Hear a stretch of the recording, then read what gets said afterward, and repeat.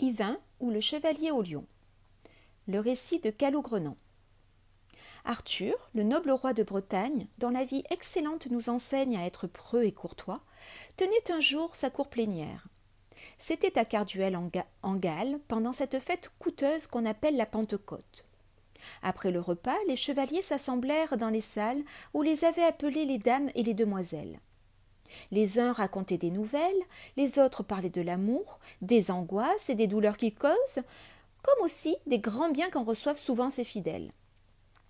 Ce jour-là, beaucoup s'étonnèrent de ce que le roi se leva d'entre eux et se retira. Plusieurs en furent très fâchés et en murmurèrent longuement pour cette raison que jamais on n'avait vu le roi, à une si grande fête, s'en aller dormir et reposer dans sa chambre. C'est ce qui advint ce jour-là. La reine le retint et il demeura tant auprès d'elle qu'il oublia la cour et s'endormit. Dodinel et Sagremort, Queux et messire Gauvin, et avec eux messire Yvain et un bon chevalier nommé Calogrenant, étaient dehors à la porte de la chambre. Et là, Calogrenant se mit à leur conter une histoire qui lui est arrivée, non pas à son honneur, mais à sa honte. La reine prêtait l'oreille et désireuse d'ouïr le récit, elle quitta le roi et vint tout doucement au milieu d'eux. Nul ne l'avait vue et tous demeurèrent assis, à l'exception de Calogrenant qui se leva devant elle. Queux, esprit pointu et persifleur, et connu pour sa malveillance, lui dit d'un ton plein d'aigreur. « Pardieu, Calogrenant, je vous sais vigoureux et alerte, et il m'est très agréable que vous soyez le plus courtois de nous tous, et je vois bien que vous le pensez tant vous avez l'esprit éventé. Il est juste que madame croit que vous êtes plus poli et mieux élevé que nous. Sans doute nous avons négligé de nous lever, par paresse ou parce que nous ne daignâmes. Ma foi non, sire, nous n'avons pas vu madame, voilà tout. Que, fit la reine, je voudrais que vous fussiez au diable si vous ne pouvez pas vous vider du venin dont vous êtes plein.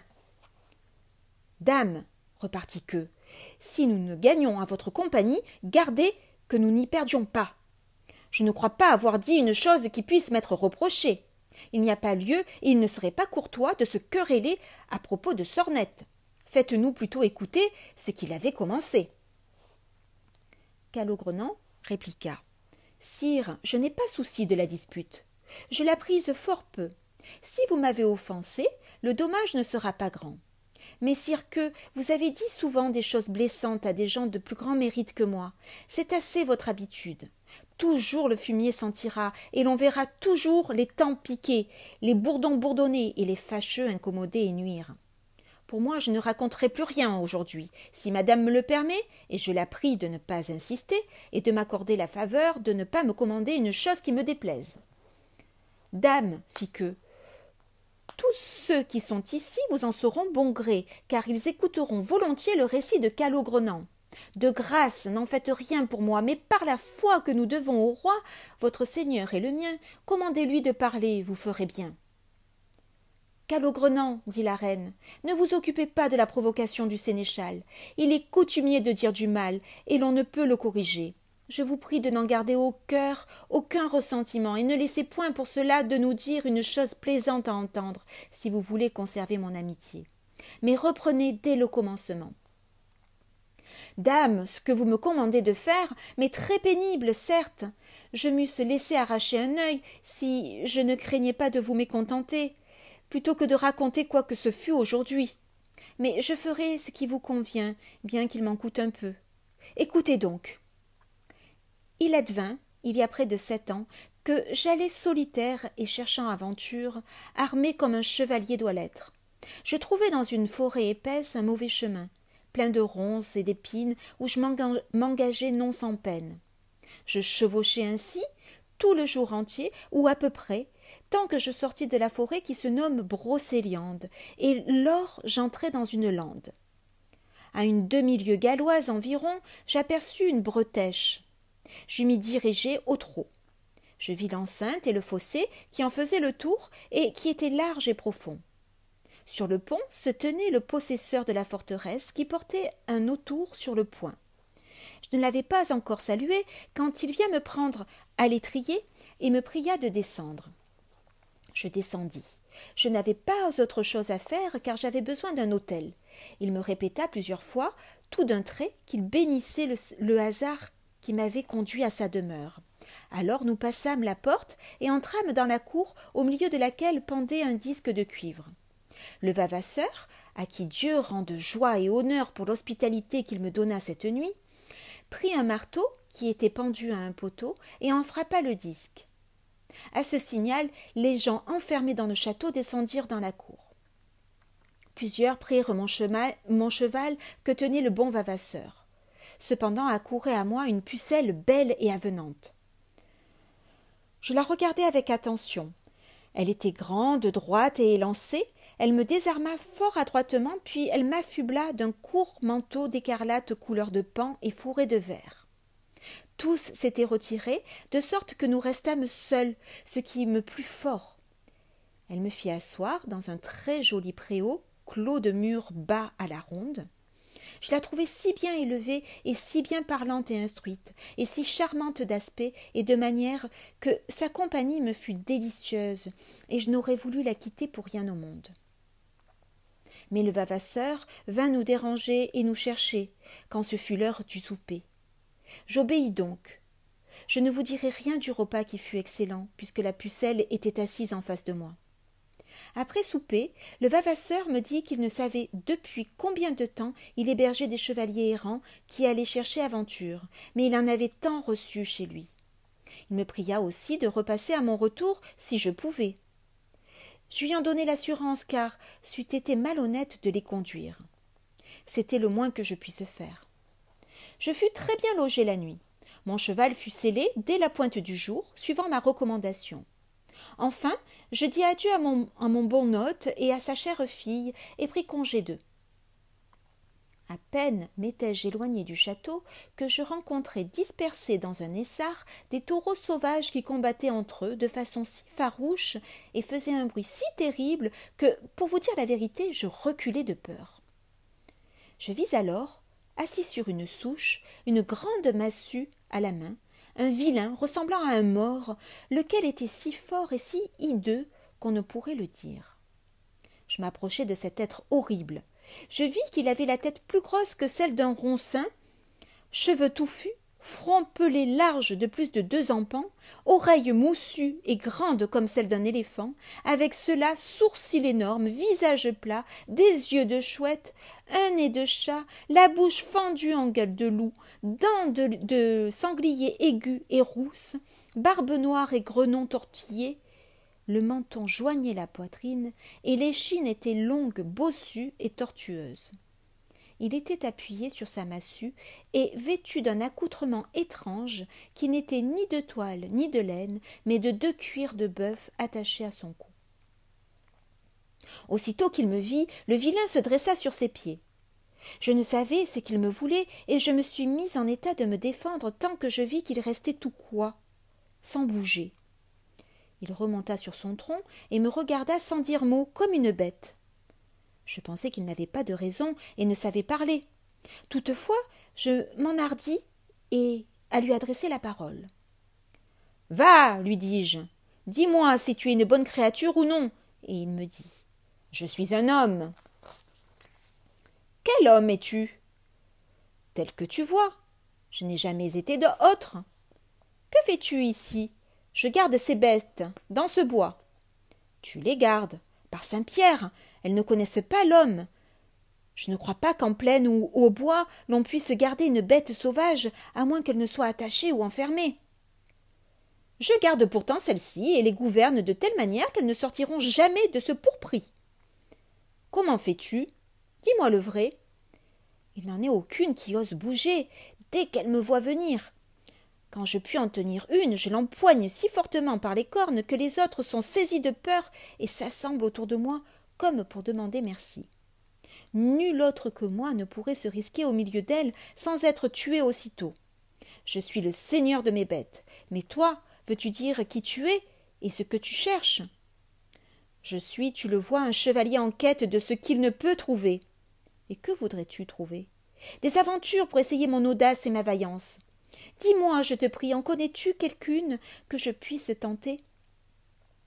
Tu te fourvoies. Je ne sais rien ici en fait d'aventure, et jamais je n'en ai ouï parler. Mais si tu voulais aller jusqu'à une fontaine que je t'enseignerais et que tu lui rendisses son droit, tu t'en reviendrais pas sans peine. Tu trouveras tout près d'ici un sentier qui t'y conduira. Va droit devant toi, si tu ne veux pas perdre ton temps. Tu pourrais sortir de ton chemin, car il y en a beaucoup d'autres. Tu verras cette fontaine qui bouillonne et qui est plus froide que marbre. Le plus bel arbre de la nature la couvre de son ombre.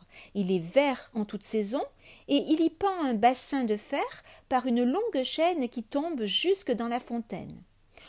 Auprès tu trouveras un perron, comme jamais je n'en vis, et ne saurais te dire de l'autre côté une chapelle petite mais très belle. Si tu prends de l'eau dans le bassin et que tu la répandes sur le perron, il s'élèvera une si épouvantable tempête que nul animal ne demeurera dans le bois, chevreuil, daim, cerf, ni porc. Les oiseaux même fuiront à tire d'aile, car tu verras foudroyer, venter, tonner, pleuvoir, et les arbres fendus tomber sous les éclairs, et si tu peux échapper sans encombre, tu auras une chance que jamais chevalier n'a eue. Je quittai là-dessus le vilain qui m'avait montré ma voie. L'heure de tierce était passée, et il pouvait être près de midi quand je vis l'arbre et la chapelle. Je puis dire de l'arbre que c'était le plus beau pin qui jamais vint sur la terre. Si fort qu'il plut, il ne laissa passer une seule goutte de la pluie qui coulait toute par-dessus. Je vis pendu à l'arbre le bassin qui était non de fer, mais de l'or le plus fin. Quant à la fontaine, vous pouvez croire qu'elle bouillonnait comme eau chaude. Le perron était d'émeraude, avec 4 rubis plus flamboyants que le soleil au matin quand il paraît à l'Orient, et il était percé comme une boute. Sur ma conscience, je ne vous mentirai en rien. Je fus curieux de voir la merveille de la tempête, ce fut folie de ma part, et je m'en fus désisté volontiers si j'avais pu, aussitôt que j'eus arrosé le perron de l'eau du bassin. J'en versai trop. Je le crains, car je vis le ciel tellement démonté que plus de 14 éclairs à la fois frappaient mes yeux, et que les nues jetaient pêle-mêle de la neige, de la pluie et de la grêle. Le temps était si gros et si affreux que 100 fois je pensais être tué par les foudres qui tombaient autour de moi et par les arbres fracassés. Sachez que mon angoisse fut grande jusqu'à la fin de l'orage.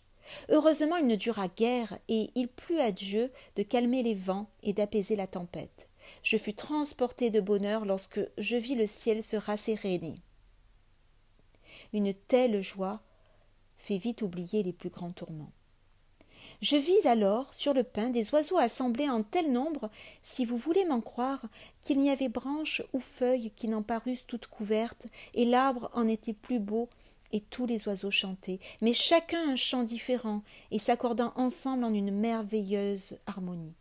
Je me réjouis de leur joie, j'écoutai jusqu'au bout leur office. Je n'avais jamais ouï auparavant de si belle musique. Je ne pense pas que nul homme puisse en entendre une semblable à celle-ci qui me fut si suave et plaisante que je croyais rêver. Quand le chant cessa, j'entendis un galop qui s'approchait, et il me sembla, au bruit, que c'étaient des chevaliers au nombre d'au moins 10. Mais il n'y en avait qu'un seul qui menait tout ce fracas. Quand je le vis venir, je ressanglai mon cheval, et ne fus pas lent à monter. Le chevalier accourut, menaçant et plus rapide qu'un aileron. D'aussi loin qu'il le put, il commença à crier. « Vassal, vous m'avez outragé sans provocation. Vous auriez dû me défier ou au moins réclamer votre droit avant de partir en guerre contre moi, s'il y a quelque différend entre nous. Mais si je puis, sire vassal, je ferai retomber sur vous le dommage qui est patent. La preuve en est dans mon bois qui est ravagé. Celui qui est lésé doit se plaindre, et je me plains avec raison, vu que vous m'avez chassé de ma maison par la foudre et par la pluie. Vous m'avez molesté, et maudit soit qui l'approuvera. Vous avez fait dans mon bois et dans mon château une dévastation contre quoi nul mur ne résiste, et tout secours d'armes et de gens est inutile. Par une telle tempête, il n'est pas de forteresse de pierre ou de bois où l'on soit en sûreté. Mais sachez bien que vous n'aurez de moi désormais trêve ni paix. » Là-dessus, nous en vîmes aux mains. Chacun embrassa son écu et s'en couvrit le corps. Le chevalier avait un bon cheval bien plus fort que le mien, une lance d'une longueur et d'un poids énorme, et il était certainement plus grand que moi de la tête. Ce fut le comble de la malchance, je vous dis la vérité pour couvrir ma honte. Je ramassai toute ma force et lui donnai le plus grand coup que je pus. Je l'atteignis à la boucle de l'écu. Ma lance vola en pièces et la sienne resta entière. Il me frappa si rudement qu'il me mit à terre tout plat. Puis, sans me regarder, il prit mon cheval et s'enfuit, me laissant honteux et mat. Je m'assis pensif près de la fontaine et me reposai un peu. Je n'osais suivre le chevalier, c'eût été folie, et je ne sais ce qu'il devint. À la fin, je délibérai de tenir la promesse que j'avais faite à mon hôte et de revenir par chez lui. Ce que je fis. Ayant jeté mon armure pour être plus agile, je m'en retournai tout confus. J'arrivai le soir et trouvai le Vavasseur tel que je l'avais laissé, aussi plein de bonne humeur et de courtoisie que la veille. Il ne me parut pas que sa fille ou lui me vissent avec moins de plaisir et me fissent moins d'honneur. Ils me dirent qu'ils n'avaient jamais appris que nul pût s'échapper du lieu d'où je venais, et n'y eût pas été tué ou retenu prisonnier. Ainsi j'allai, ainsi je revins, non sans me tenir pour fou d'avoir commis une telle imprudence.